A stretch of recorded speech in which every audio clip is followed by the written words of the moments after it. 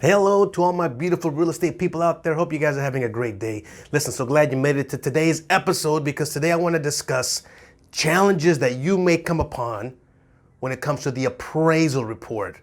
What happens when the value of a home is not what you expected? Let's discuss this in detail. Stick around for this one, will you?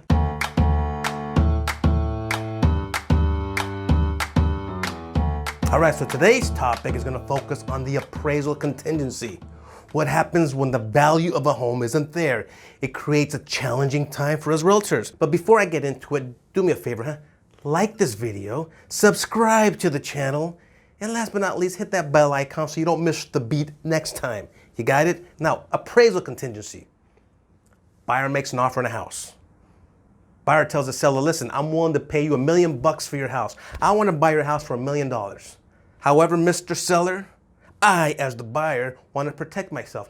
I want to make certain that this house is worth at least $1 million. Seller says, that's fine. Put it in the contract. So the buyer does. The buyer in the contract, there's a condition in there that actually is called an appraisal contingency. You with me? It's called an appraisal contingency. And it means that the buyer says, I'm buying your house only if it appraises at $1 million minimum.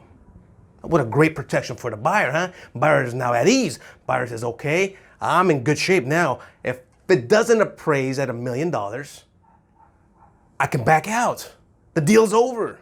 However, do we really want the deal to be over? As a real estate agent, do we really want the deal to be over? Ready? Here we go. Buyer makes an offer on a house, $1 million. The appraiser, who's going to represent the bank, who's going to give the buyer the $1 million to buy the house, the appraiser goes out there on behalf of the bank and then on behalf of the buyer to confirm that this house is worth $1 million. Again, for the protection of the buyer and the protection of the lender, we want this house to be worth at least minimum $1 million. Got it? Appraiser goes out there. Appraiser does his investigating of the property, does his research of the property, creates what's called an appraisal report. And on this appraisal report, he's going to put what he thinks it's worth. His or her opinion is going to be right here on the appraisal report. In my opinion, this house is worth $1 million. In my opinion, this house is worth $950,000. In my opinion, this house is worth $1.1 million. Whatever it is, it's all based on the opinion on that certain day that he's out there of this property. Appraiser goes out there, does his investigation, does his research, and says, hate to tell you guys, but based on my professional opinion, on this particular day, this house is only worth $900,000. Uh-oh, we have an issue, right? We have a challenge now. And now this challenge, we can handle it one of three ways. In my opinion, one of three ways. Here we go. What do? Since it's a contingency, meaning the buyer told the seller via contract, I'll buy your house only if it has a value of $1 million. The buyer has options. Buyer says, wait a minute, Mr. Seller. It's only worth $900,000 based on the appraisal report. But there's a few things we can do. Number one, Mr. Seller, sell it to me for $900,000 what it's worth. Now the seller might say, it is what it is. I guess I got to give it to you for $900,000. Seller might say, hell no, absolutely not. Your appraiser, is completely wrong. He's completely off. I don't know what the hell he's smoking, but it ain't going to happen. I am not selling it to you for anything less than $1 million. And that's that. The buyer might say, you know what, Mr. Seller, I want this house so bad. I got to have this house so bad that I'm willing to come in with the difference. That although the bank will only give me the value of the home in a loan, the bank will only loan me $900,000 because that's the appraised value. I'll come in with the difference as a buyer. I've been saving money and I do have that extra $100,000. Bank gives me $900,000 as a loan. I come in with $100,000 cash. Here's your $1 million. Mr. Seller, I really desperately want your house. That's option number two. That the buyer comes in with the difference. Option number three, negotiating. How about the buyer and seller meeting somewhere in the middle?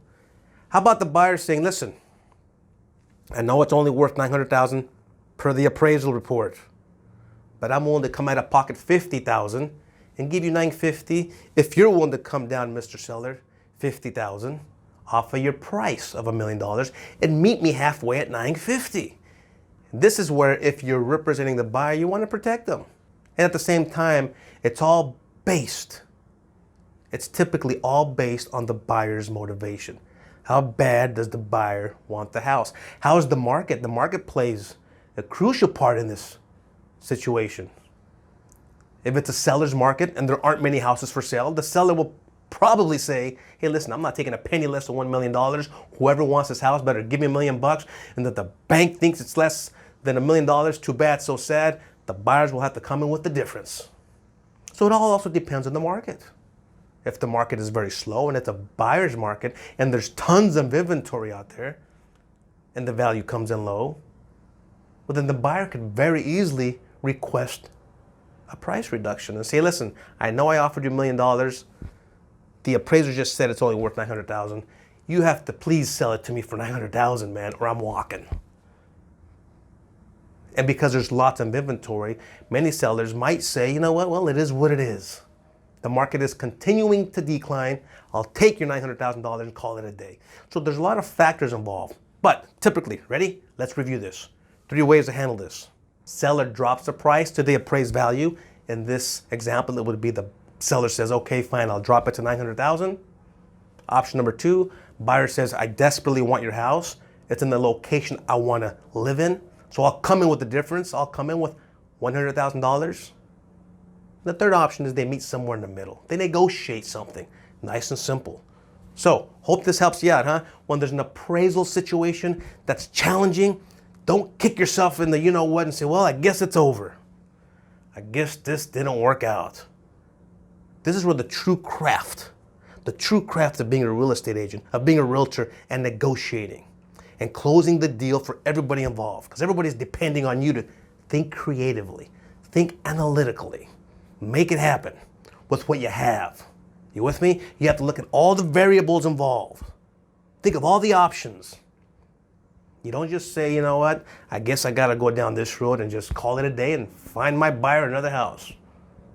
Your job is to think creatively and make it happen. Hope this helps you out. Listen, appraisal challenges gonna happen all the time. Well, not all the time, it's gonna happen often. And I don't want you to be afraid of that. I want you to understand it's part of the game. Do me a favor, huh? Like this video, subscribe to the channel, and last but not least, please, last but not least, hit that bell icon so that you don't miss a beat and that when the next one comes out, you're ready for it. All right? Have a great day, everybody. Stay safe. See you soon. Hey, thanks for watching this last video. Hope you enjoyed it. I sure did. Hey, do us a favor. If you think a family member or a friend would also enjoy it, why don't you share it with them? I guarantee it, they're going to get something out of it. In addition, if you have any comments, questions, or a topic you want us to discuss, hey, leave it down in the comment section. And one last thing. If you haven't subscribed yet, what the hell are you waiting for? Do it right now. Hope to see you next week.